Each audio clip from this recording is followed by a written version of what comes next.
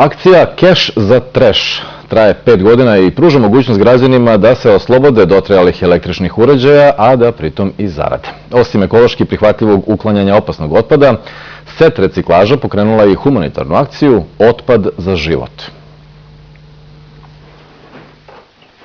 Smiljka Čupić iz Zrenjanina za akciju Keš za treš zainteresovala se posle reportaže na RTS-u i već nakon par dana radnici SET reciklaže iz njenog dvorišta odnose stare tehničke uređaje koje već godinama zauzimaju prostor u kući i garaži.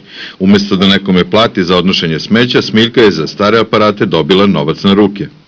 Ideja je odlična, pošto ja već godinama imam tako koje kakvih aparata kućanskih i rešila sam da nazovem reciklažu za kućne aparate i da se rešim otpada, a ujedno i da zaradim koji dinar.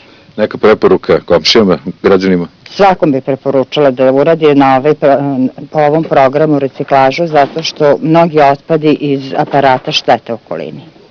Sve što je potrebno da građani uradi jeste da pozovu našu besplatnu telefonsku liniju 0800 250 000, tom prilikom ostave spisak uređaja koji žele da se oslobode kao i svoje podatke i kada se sakupi dovoljan broj poziva sa određene opštine ili iz određenog grada, kolegi SET reciklaže će pozvati građane, ekipe će izaći na teren, preuzeti uređaje i isplatiti građanima novac.